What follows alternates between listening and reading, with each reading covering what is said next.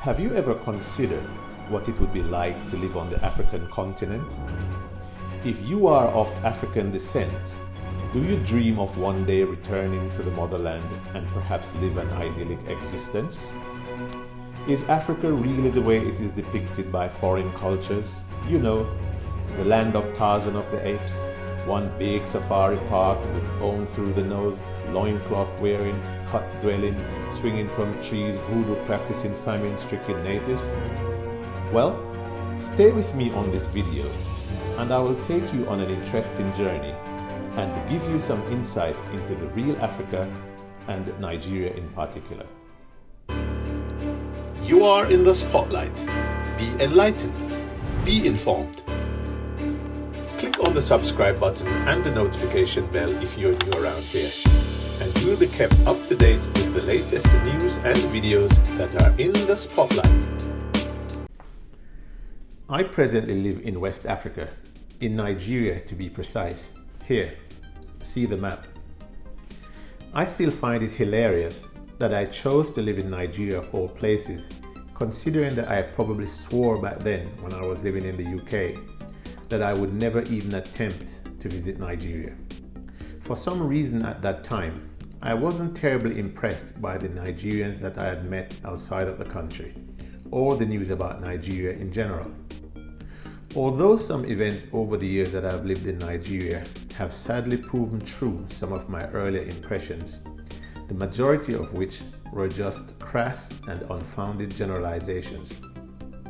Of course, these erroneous perceptions would undergo some serious revisions over the intervening years.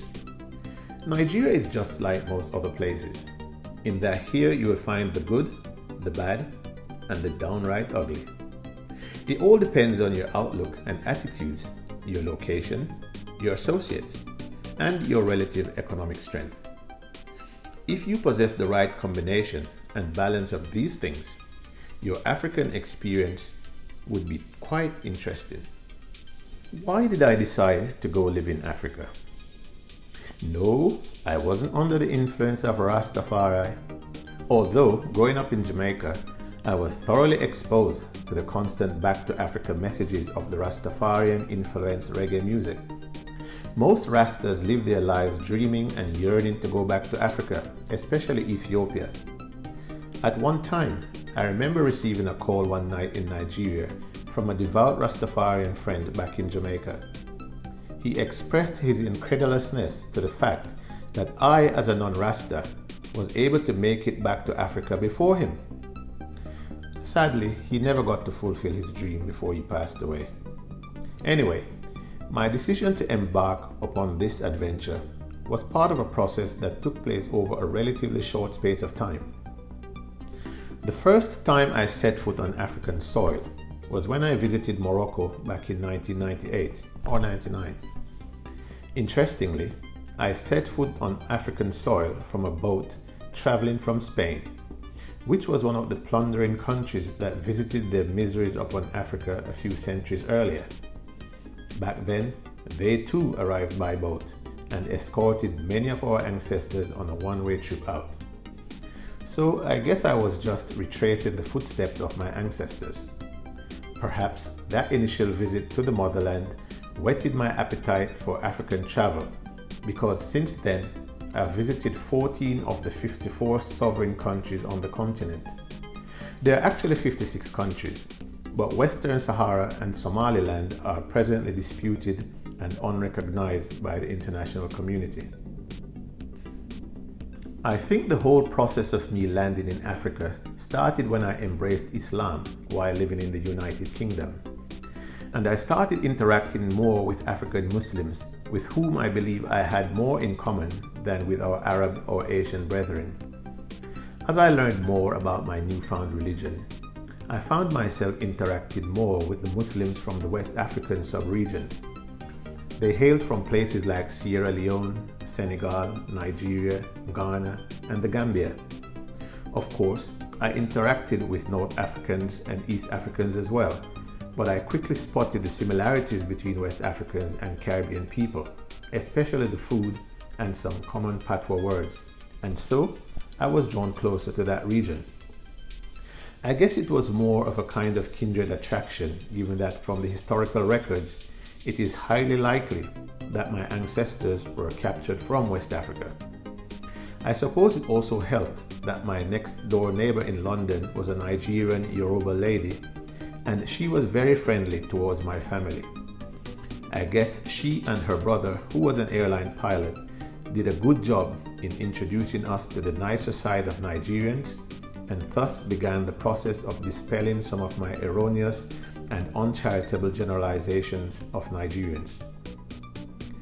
Around 2001, I met another Nigerian Muslim who later became a very good friend when he visited London. He regaled us with some colorful stories about the history of Islam in Nigeria and Africa as a whole. He was particularly knowledgeable about the history of the Islamic Sokoto Caliphate of northern Nigeria and the main actors like Sheikh Uthman Dan Fodio and his family. My friend, who after listening to my probably offensive tirades against his fatherland, calmly invited me, along with others, to come and see for ourselves. Needless to say, I graciously accepted the invitation, which turned out to be the basis upon which I visited Nigeria not once, but twice in the same year. The overwhelming majority of Nigerians that you will meet outside of Nigeria are mainly non-Muslims from the southern part of the country. Therefore, it was grossly unfair of me and others to form an opinion about a whole country that has a diverse population as Nigeria, based purely upon the characteristics and displayed behaviors of a few from one or two tribal groupings.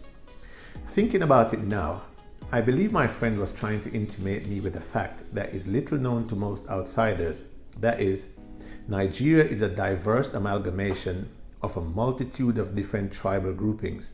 In fact, Nigeria is the most populous country in Africa, with a population of over 200 million, or put another way, it is the country with the largest black population in the world and the 7th most populous country in the world.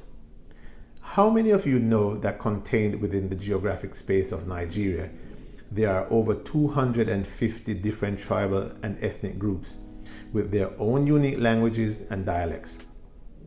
Last time I checked, there are over 500 indigenous languages and dialects that are spoken throughout the country. As far as I know, this kind of arrangement cannot be found anywhere else on this earth. I wonder if the biblical Tower of Babel was located in Nigeria. Anyway, my first visit to Nigeria occurred in March 2002, when a group of 4 guys decided to accept my friend's invitation to visit and see what the country was like. At that time, many of us were dreaming and fantasizing about taking our respective families away from the tiresome state of racial and religious affairs that existed in the UK. We couldn't think of anywhere better than an Islamic land that was populated by Muslims that looked like us and were possibly a big part of our sketchy African heritage. From the accounts that we had read and the stories that we were told, we more or less concluded that northern Nigeria could be it. We couldn't resist the pull, and we just had to go and find out. Join me for the continuation of this epic journey in my next video. Thank you for watching and listening. Please like and share this video and leave a comment in the comments section below. If you have not done so already, please subscribe to the channel for the latest updates by clicking on the subscribe button and the notification bell below.